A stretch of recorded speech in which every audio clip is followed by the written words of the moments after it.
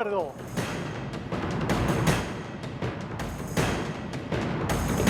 Primero saludo a mis compañeros. Néstor Espósito, buenas noches. ¿Cómo le va? Buenas noches. Ernesto Adida, buenas noches. ¿Cómo andás, Mauro? Luis Altalán, ¿cómo va? ¿Qué tal, Mauro? ¿Cómo estás? Bien, vamos a hablar ahora con Juan Martín Mena. Ustedes saben, secretario de Justicia de la Nación y uno de los hombres que, como decíamos en nuestra placa roja, mucho tuvo que ver en el día de hoy con el acuerdo que finalmente se suscribió en una reunión de la que participaron muchos funcionarios, tanto del ámbito penitenciario como del ámbito de la justicia y del Ministerio de Justicia, así como muchos representantes de detenidos en diferentes unidades del Servicio Penitenciario Federal. Lo tenemos allí. ¿Qué tal, Juan Martín? ¿Cómo estás? Buenas noches, Mauro. Gracias por recibirnos allí en tu despacho. Nos interesa particularmente repasar los puntos del acuerdo que hoy finalmente se suscribió, un acuerdo muy trabajoso y que llevó varios días tras los incidentes lamentables que tuvimos que protagonizar y que ver allí en las unidades penitenciarias, sobre todo en Devoto, hace algunas semanas. Sí, Mauro, efectivamente, obviamente muy satisfechos por la reunión de hoy de la mesa de diálogo que surgió fruto de los hechos del 4 de abril, porque hoy podemos recordar el conflicto en el complejo penitenciario federal de Devoto. Fue un esfuerzo muy grande de un sinnúmero de funcionarios del equipo del Ministerio de Justicia y Derechos Humanos y también de otros organismos que nos acompañaron a lo largo de estas 3 mesas de diálogo que celebramos. Quiero destacar la participación de la Procuración Penitenciaria de la Nación, el Comité Nacional de Prevención de la Tortura, la Defensoría General de la Nación, el Mecanismo Local de Prevención de la Tortura de la Ciudad de Buenos Aires, que es la Defensoría del Pueblo de la Ciudad de Buenos Aires, y también la participación de magistrados. Participó el doctor Gustavo Hornos, participó el doctor Daniel Morín y participó también la doctora Vilma Biseglia, que es una jueza de ejecución penal nacional de la capital federal. Y la verdad, con el esfuerzo de todos pudimos llegar a finalizar el conflicto, normalizar la situación del complejo penitenciario federal de Devoto y poder atender lo más urgente de este momento, que es atender la situación de la pandemia, la prevención para evitar la propagación del virus COVID-19 en el ámbito penitenciario. Como se sabe y lo señalan los principales organismos internacionales, la ONU, el Comité Internacional de la Cruz Roja, la Comisión Interamericana de Derechos Humanos y la Organización Mundial de la Salud particularmente, en contextos de encierro, el virus se reproduce a una velocidad infinitamente mayor que en el mundo libre. Por eso, nuestra principal ocupación y los principales esfuerzos para solucionar y salir de los hechos conflictivos en los que estábamos tenían ese objetivo, que podamos disponer de todo el esfuerzo del Ministerio de Justicia como responsable de la administración del Servicio Penitenciario Federal para todo lo que hay que hacer para la prevención de la cuestión sanitaria y poder dar la mejor atención y tomar todas las medidas y aplicar todos los protocolos que tenemos dictados junto al Ministerio de Salud, tanto para proteger a las personas privadas de la libertad como al trabajador penitenciario, que se cuentan por miles y que debemos proteger para cuidar en definitiva a toda la población. Hablamos, doctor Mena, de toda la población carcelaria de Devoto, hablamos de todas las unidades del Servicio Penitenciario Federal. ¿De qué universo estamos hablando y concretamente cuáles fueron los puntos que se acordaron y sobre los que se va a avanzar en las próximas horas? Sí, a ver, la situación es la siguiente. Nuestro gobierno recibió el sistema penitenciario, el federal, y me animo a decir en otras jurisdicciones también, recibimos un sistema completamente hacinado, descontrolado, fruto de una errada política criminal y una errada política penitenciaria del gobierno anterior que llevó los niveles de sobrepoblación penitenciaria a niveles récord que nunca se habían registrado en nuestro país. En ese escenario llegó el virus y llegó la pandemia a la Argentina. Por eso, a lo largo de las mesas de diálogo y de las mesas de trabajo que establecimos en el ámbito de Devoto, pero que desde el primer día acordamos que afectaban a todas las unidades pertenecientes al Servicio Penitenciario Federal, se mezclaron diversos factores. Había cuestiones de contingencia, cuestiones de coyuntura y de urgencia, pero también había cuestiones culturales e históricas del sistema penitenciario federal. Por eso el compromiso que asumimos es el de mantener esta mesa de diálogo abierta y a la vez conformar una nueva mesa que pueda atender estas cuestiones estructurales que tienen diversos temas para trabajar. se deben discutir cuestiones de alimentación en las cárceles, las cuestiones de salubridad, la atención de la salud en las cárceles, que particularmente hoy es muy importante, pero que siempre registró ciertas deficiencias en el ámbito penitenciario. Por eso el compromiso principal del Ministerio es, a la vez de agilizar y mejorar todos los procedimientos administrativos dentro del Servicio Penitenciario Federal para los trámites que las personas privadas de la libertad están haciendo, asumimos el compromiso de trabajar sobre las cuestiones estructurales. Y es por eso que el principal acuerdo del día de hoy fue el de conformar una mesa de trabajo en la que se incorporen nuevos actores sociales, se incorporen otros actores de la sociedad civil que quieren acompañar las mejoras dentro del sistema penitenciario federal. Y bueno, ese es el compromiso que asumimos y que ya estamos poniendo en marcha. A la vez de asumir un compromiso muy fuerte para reforzar toda la atención sanitaria que estamos haciendo en el marco de la pandemia. Doctor, buenas noches. Yo estábamos mostrando recién el acta firmada hoy que pone fin al conflicto generado a partir de la protesta de hace 2 semanas en Devoto. Lo leí una y otra vez y no encontré el párrafo que dice que van a liberar a todos. ¿Dónde está el párrafo ese? Bueno, ese párrafo no solo nunca existió, sino que no existió ni siquiera en las discusiones. O sea, lo que se generó en nuestro país, y me voy a tratar de eximirme de encontrarle los motivos y las intencionalidades que tuvo, no existió en ningún momento. En ningún momento hubo un plan, pero eso no es una cuestión que sea opinable ni que sea para debatir. Basta revisar los números, y nos venimos cansando en los últimos días de decirlo. En el mes de abril del año 2018, egresaron del sistema penitenciario federal 1.137 personas. En abril del año 2019 egresaron del sistema penitenciario federal 1.130 personas.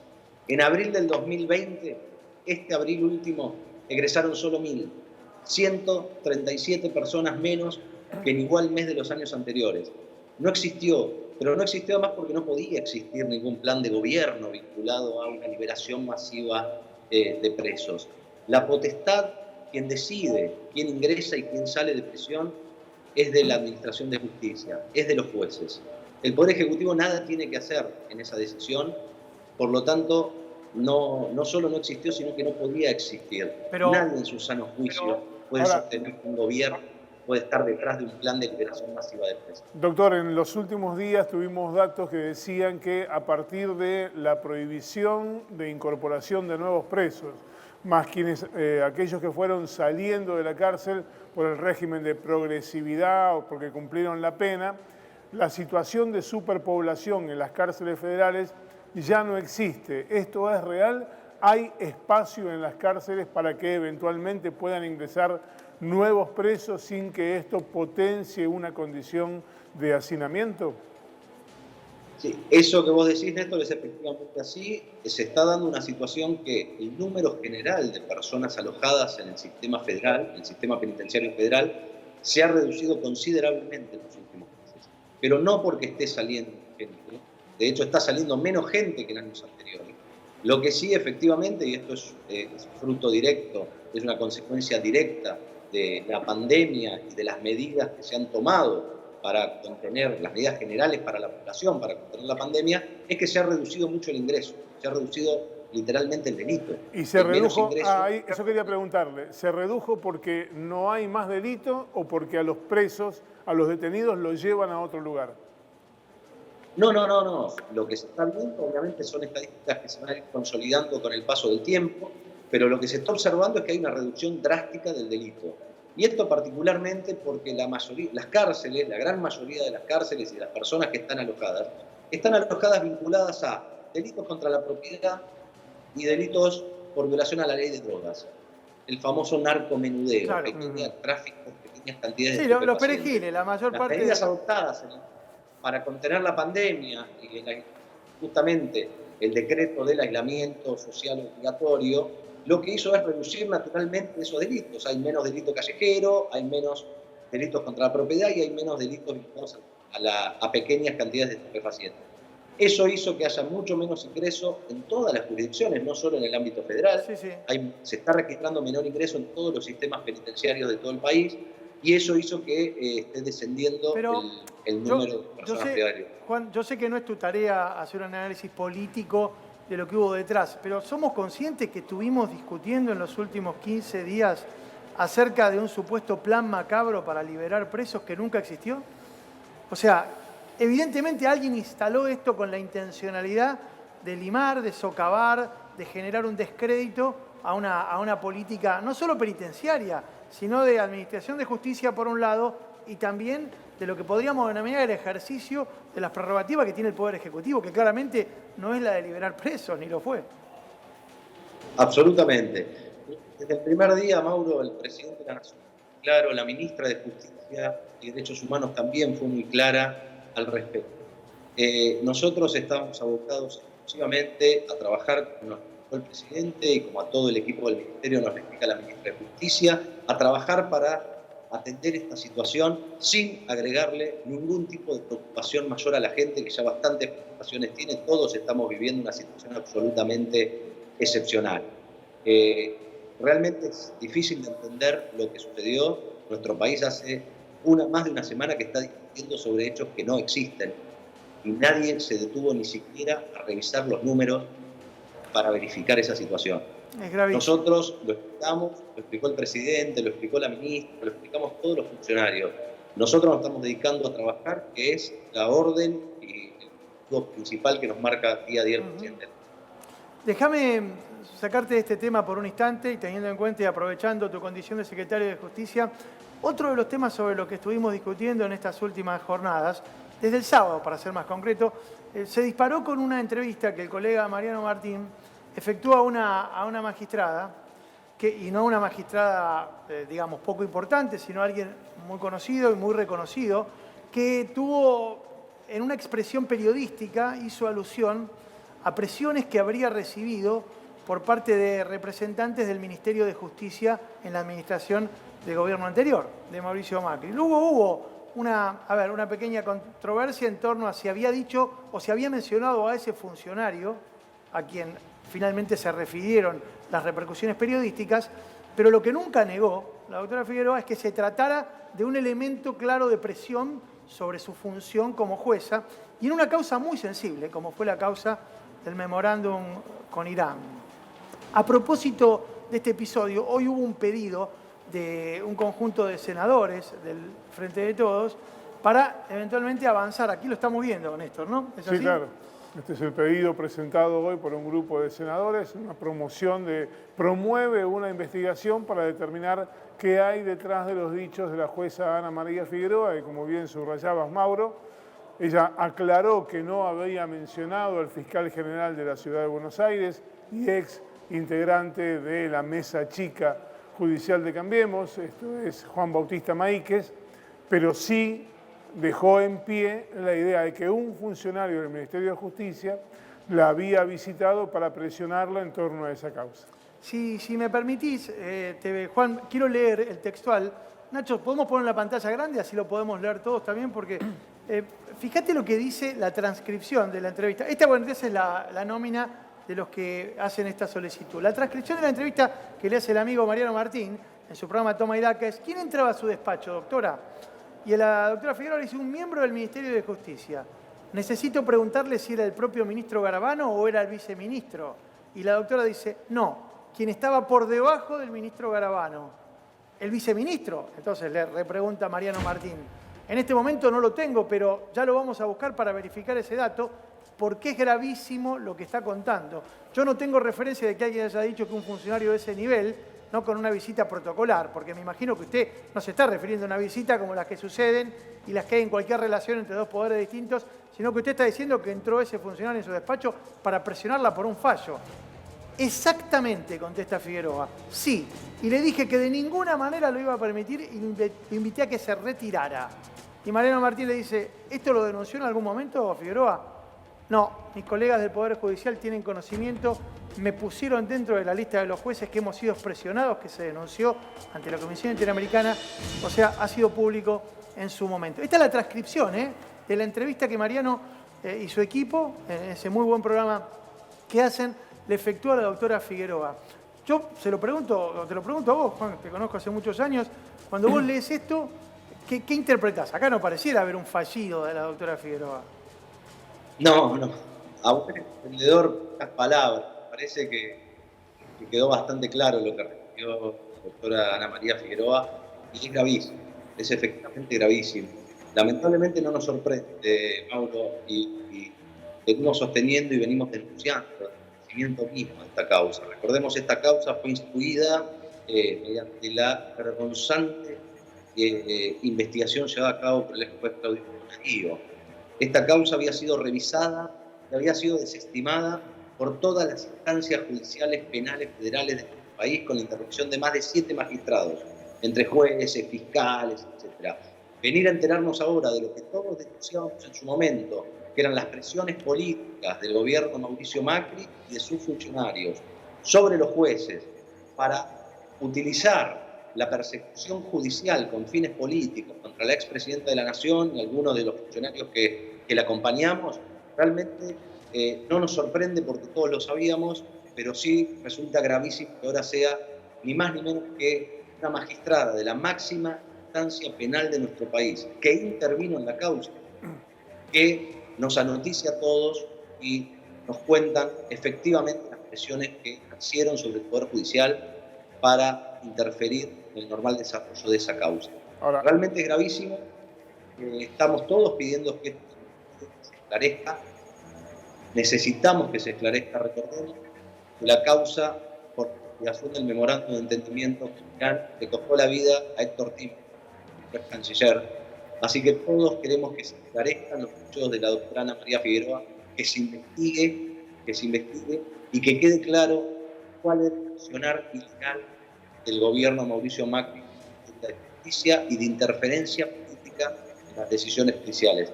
Lo denunciamos durante 4 años que lo estaban haciendo. Mientras el gobierno de Mauricio Macri y sus funcionarios hacían gala y festejaban la famosa existencia de una mesa judicial, que no era ni más ni menos que esto, ¿no? La existencia de un grupo de funcionarios que, desatendiendo su tarea, particularmente en el Ministerio de Justicia y Derechos Humanos, desatendiendo esa tarea, se dedicaban a apretar jueces para satisfacer la persecución política por vía judicial del expresidente Mauricio Macri. ahora, doctor, por lo tanto, vamos a dejar pasar y vamos a insistir para que se esclarezcan los dichos de la doctora. Esta situación, además, lo involucra directamente a usted, porque usted en la denuncia original de Alberto Nisman no figuraba, en la causa original por el memorando tampoco figuraba, y sin embargo terminó apareciendo medio por la ventana en el medio de toda esta causa cuando ni siquiera había sido acusado. Sí, efectivamente. Como bien decís, Néstor, a un grupo de exfuncionarios de la actual vicepresidenta de la Nación nos metieron por la ventana en esta causa ya por el año 2017. Pero, ¿sabés que es muy importante conocer la situación real de los hechos, que se esclarezcan los hechos tal como sucedieron? Porque nosotros nos cansamos de dar explicaciones en la justicia, recorrimos todas las instancias que había que recorrer y permanentemente denunciábamos que ninguno de los derechos de quienes nos estaban investigando se respetaban, porque detrás de esto había una manipulación política dirigida y orquestada por el gobierno de turno. Bueno, ahora son los propios jueces que resolvieron en estas causas los que están dando cuenta de esas presiones. Por eso no vamos a descansar hasta que se conozca y se denuncie efectivamente cómo fueron los hechos y se establezca la verdad de lo sucedido. Insisto, hubo personas que sufrieron la privación de libertad por una causa armada. Recordemos que es una causa que está montada sobre un hecho legal y constitucionalmente válido, que es la firma de un tratado internacional entre 2 países. Pero Mena, avalado por el... Pero Mena, discúlpeme, Ernesto Adida le habla, ¿cómo le va? Mena, acá hay un hecho que me parece que está dejándose pasar por al lado de todo esto. Entiendo que se tiene que conocer la verdad, precisamente por todo lo que usted está diciendo, pero ¿no le parece que todo este cuadro de situación debería acelerar una reforma judicial en la Argentina? Porque la realidad es que ningún país puede vivir con una situación en donde se armaban mesas judiciales, había una mesa judicial que armaba causas. Las causas eran inventadas. Después, usted conocerá más que ninguno el tema del lawfare, la utilización de la justicia para perseguir adversarios políticos. ¿No se necesita ya una reforma judicial? Sí, no tengo dudas, pero además lo ha manifestado el presidente Alberto Fernández, lo ha manifestado desde el día 1 de su gestión.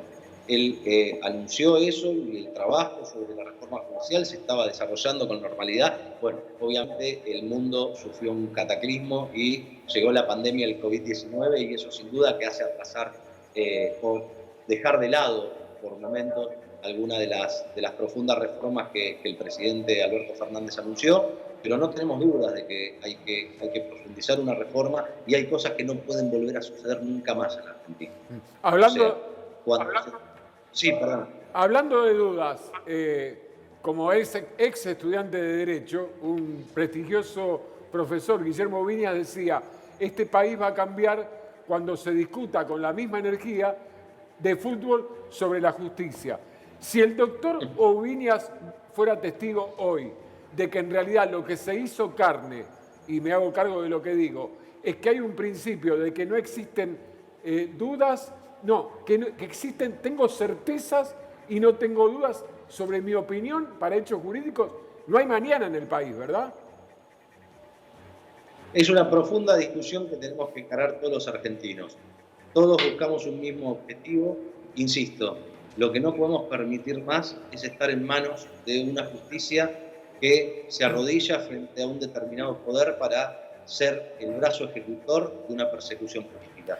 Eso no puede volver a suceder en nuestro país nunca más y es lo que nosotros durante 4 años denunciamos, porque no fue solo la causa del memorándum de entendimiento con Irán.